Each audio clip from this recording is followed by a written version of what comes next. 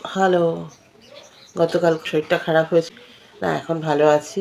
Sister Shivani বলেন, মানুষের শরীর মানেই তো সেখানে রোগ ভোগ এগুলো থাকবে। তার সত্ত্বেও আমরা যত বেশি পজিটিভ কথা বলবো, তত আমরা বেশি ভালো থাকতে পারবো। ইনফ্যাক্ট আমি বোধহয় সবসময় এই অ্যাফার্মেশনটা করি বলেই আজকে সকালে সুস্থ। কালকে রাত্রে প্রায় আমি অজ্ঞানের মতো হয়ে গেছিলাম। মিমি আমাকে নিয়ে একদম মানে ভয় পেয়ে গেছিল। অরূপ তো বাড়িতে নেই। কেন কেন শরীরটা এত খারাপ হলো কেন? আমার মানে টেনশন থেকে। কেন টেনশন তোমাদের দেখাই চলো একবার। আমি না বুঝতে পারিনি যে এই বাসাটা এতটা ছোট, মানে ছোট তো অবশ্যই, তাই বলে আমার জিনিসপত্র যে আটবে না সেটা বুঝিনি। একবার দেখবে চলো। এখানে সমস্ত গাঁটরিতে গাঁটরিতে জামা কাপড়। এই দেখো, এইখানে ছেড়ে দাও। এইখানে দেখো আমার রান্নাঘরের জায়গাটা, কোথায় রাখবো এত জিনিস দেখছো? এখানে এই যে এই ব্যাগে জামা কাপড় রয়েছে, ওখানে একটা, ওইদিকে একটা ট্রলি আছে এগুলোর নিচে, সেই ট্রলিতে জামা কাপড় রয়েছে, এই সমস্ত জিনিসপত্র। খাটটা ওখানে দাঁড় করানো রয়েছে, মিমির খাটটা। এই দেখো, বুঝতে পারছো? দেখো, অর্ধেক জিনিস তো বলতে গেলে ছেড়েই এসছি, সেগুলো আর বলতে চাই না। দুঃখের কথা। আসলে বাধ্য হয়ে আমাকে একটা এই ছোটো ফ্ল্যাট, মানে ছোটো বাড়িটা নিতে হয়েছে কয়েক মাসের জন্য। এটা আবার তারপরে আমাকে বাধ্য হয়ে, মানে আমাকে প্রায় একটা কয়েকটা মাসের জন্য এটা দিতে হবে, কারণ এখানে আমরা এইভাবে থাকতে পারবো না। একান্ত নিরুপায়, তাই জন্য এই ছোটো বাড়িটা নিয়েছি। আর এই সব টেনশন করতে করতে আমি মানে দুদিন ধরে তো হোম ডেলিভারি খাবার খাচ্ছি। কী করবো, কিছু করার নেই।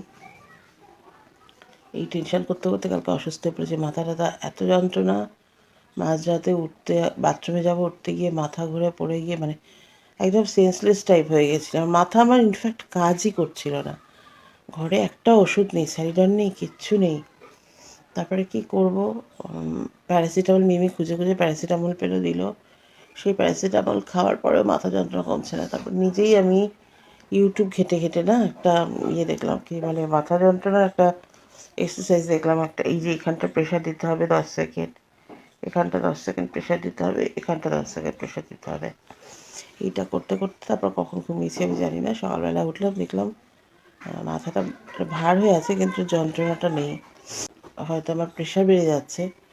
তো প্রেশার বাড়াটাই খুব স্বাভাবিক। এরকম পরিস্থিতির মধ্যে রয়েছি না, যতক্ষণ না সব গুছিয়ে উঠতে পারবো ততক্ষণ আমার এই মানসিক প্রেশারটা কমে না। অরূপ বাড়িতে নেই, সব থেকে বড়ো কথা। অরূপ থাকলে আমার কোনো চিন্তা থাকে না, দুজনে মিলে করে ফেলি। আর মেয়ে তো পারে না, ওর তো ডাস্টে প্রবলেম আছে না, বেশি তো ঘাঁটাঘাঁটি করতে পারে না এসব। ওর তো ডাস্ট অ্যালার্জি, মানে কেউ রীতিমতো হাঁচি শুরু হয়, তারপর শ্বাসকষ্ট শুরু হয়ে যায়।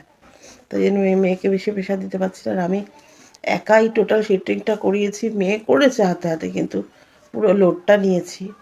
আর এখানে এসে আমি এখন পুরো দিশেহারা লাগছে, কারণ এত ছোটো বাসায় আমরা থাকিনি। একদম বিয়ের পর পর থাকতাম ছোটো বাসায়, কিন্তু বেশ অনেক বছর ধরে আমরা রয়েছি বড় জায়গা নিয়ে। সেখানে আমার মালপত্র জিনিসপত্র দেখো, এই যে আগের যে ফ্ল্যাটটা ছাড়লাম সেখানেও অনেক জিনিসপত্র আমি লোককে দিয়ে দিলাম। এটাতেও তাই, জিনিসপত্র ছেড়ে ছেড়ে চলে আসা।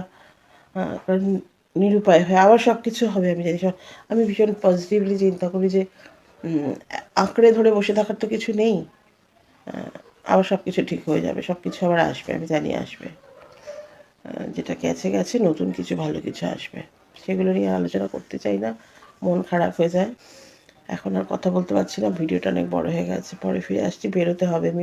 মিমি কলেজ যাবে আর আমাকেও একটু বেরোতে হবে। চলো, টাটা।